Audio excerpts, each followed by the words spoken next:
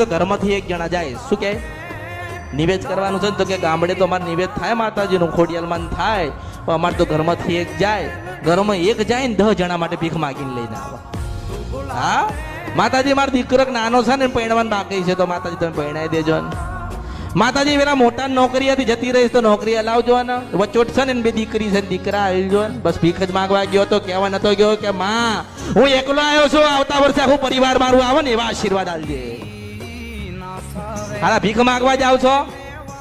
એક દાડો તો માન ખાલી કેટલું તો કહેવા જાવ પરિવાર સાથે કે માં તાર હારું છે માં તું મજામાં છો ને માં તારા આનંદ છે ને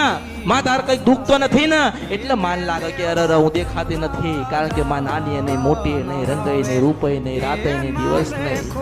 માં તો યુગો પહેલા હતી તમે શાસ્ત્ર તો વાંચો છો ને